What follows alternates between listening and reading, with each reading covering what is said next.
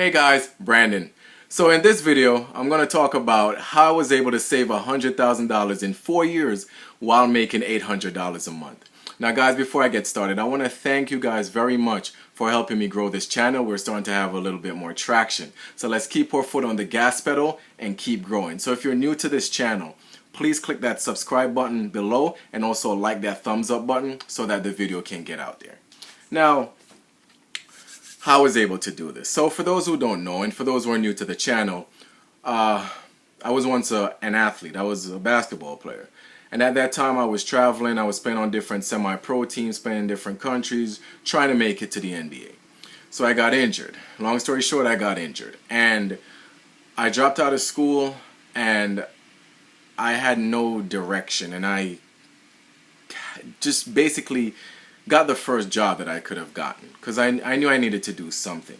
So the first job I got was working in a grocery store overnight, making $800 a month. So at that time I knew $800 wasn't a lot of money. But one thing I had at the time, I had courage. One thing I had and still do have was courage and discipline. And somehow, some way I was going to make this money stretch and I was going to make this money work. Now, what I did that first year, I think I made a little bit over $10,000 that first year.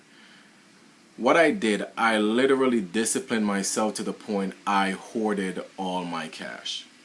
That year I didn't go out to eat at all, right? The average American spent $3,000 a year just going out to eat. This includes takeout, snacks, restaurants, $3,000. The next thing that I did was drive the most reliable and cheapest car that I could have found. I didn't take out any car payments. I didn't try to live like I had it just to have an image. I really was driving an old beaten up car, a BMW at the time, a very old BMW at the time, to get by. I didn't want to take out any car payments. The average person pays $550 per month in car payments. So between going out to eat and your car, that's already $10,000 a year that you're spending. Now the next thing I didn't do, I didn't go on any vacations that year. I literally, it was stressful. I'm not going to lie, it was a very stressful year, but I had to do it. And I saved money on vacation. And just another side note, the average person spent about $2,000 a year just going on vacation. I didn't phantom spend a lot. I didn't go out to the movies. I didn't buy any clothes. The only thing I bought were like work shoes and little basketball sneakers and things of that nature. Things that were very essential. I literally cut out all my wants. So all my phantom spending was completely gone. Right? And I stayed at home. Another tip is, if you're also looking to save money, live in the safest, cheapest neighborhood that you can. The average person spends about $1,500 a month in rent. That's $18,000 a year. So yes, I know, especially when we reach a certain age, we don't want to be home anymore because our parents get very annoying. And sometimes some of us don't want roommates because some people are really messy. We know the whole 9 yards. But you can sorry, my tongue got tied up. You can house hack.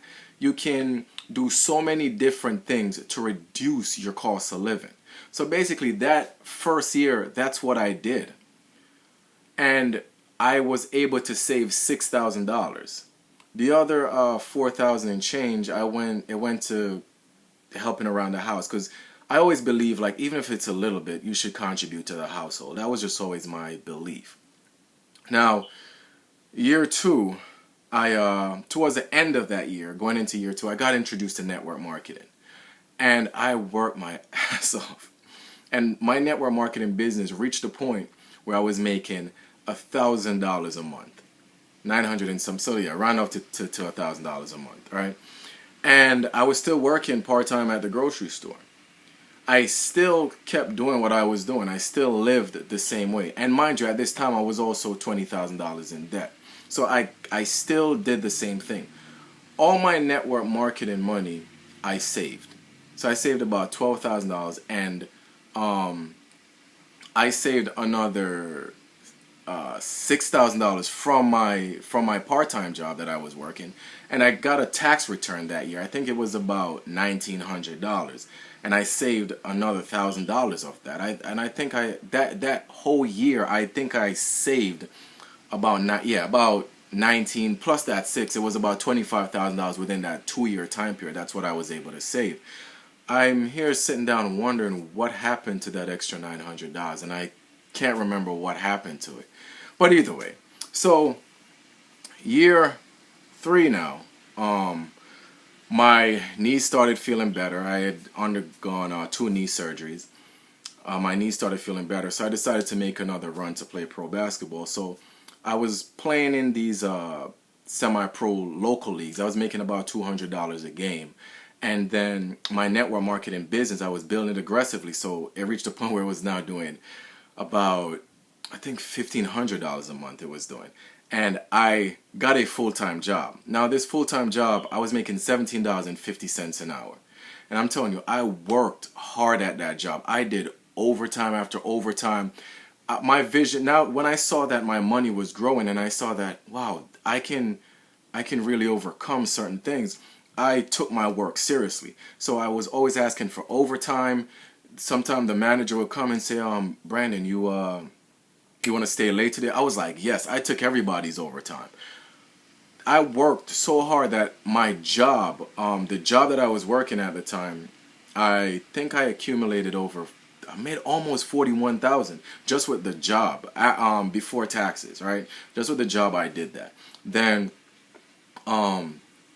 my network marketing, that money, I saved all of it. No, that year, not $1,500 a month. I made $15,000 that year in network marketing. Yes, I made an extra $3,000 from year 2. So yeah, I made about $15,000 that year. No, yeah, $15,000 in network marketing that year. And my job, I think I saved about $25,000 off my job income. Now I don't remember. I was trying to figure out how much tax return I got back, things of that nature, but I can't really remember. I just remember I think I saved about $40,000 that year. That's what I think. I started putting some of that money towards the debt I have and started contributing to the house a little bit more. I remember things of that nature. So that year I saved $40,000. So year 3 I had accumulated about $65,000. Now going into year 4, I'm telling you, I was so excited. I was still playing in these little semi-pro leagues, traveling all over this country, different places, playing. My network marketing business was very stable now. It had better traction. And I remember this was the year I started learning about myself. And this was the year I learned my value as a person.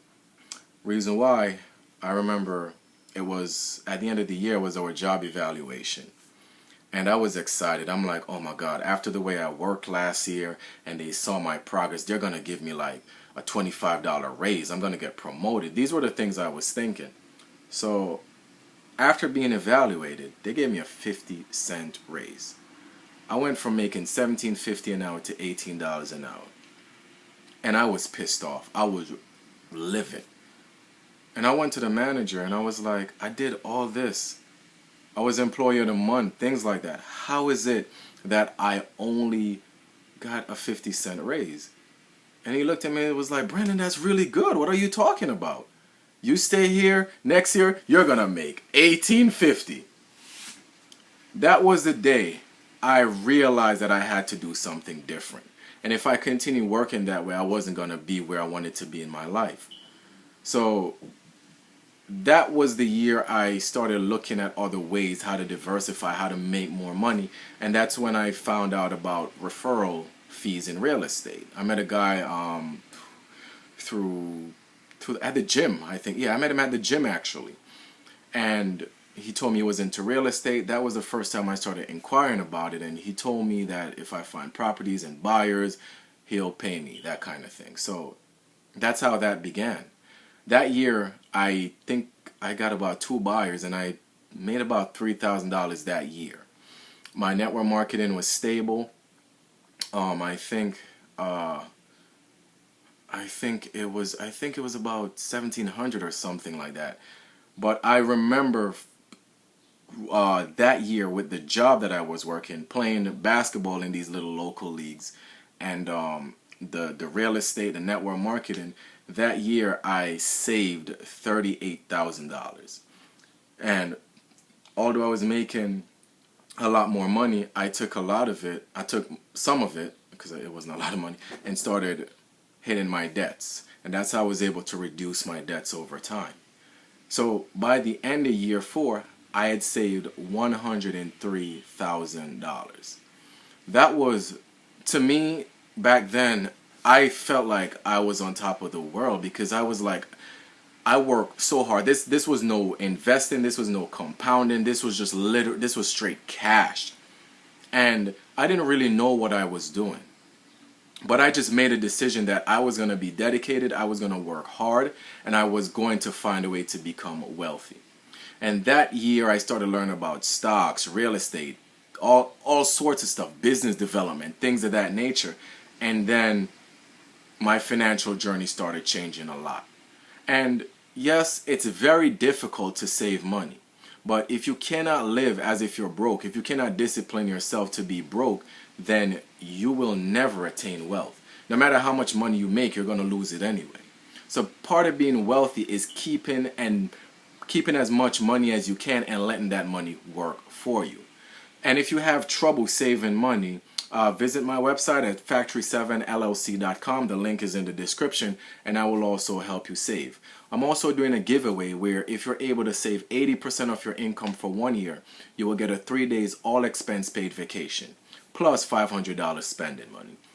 If you want to take me up on that challenge, let's go. I'm excited. So guys, this is how I was able to save $103,000 in 4 years. And I wasn't making a lot of money. It just boils down to discipline and lifestyle changes. So let me know about your guys' savings journey. Comment in the comment section. Maybe I can learn something from you guys, and maybe we could talk some more, learn some more. So guys, thank you again, and thank you for being a part of this journey. Thank you. Take care.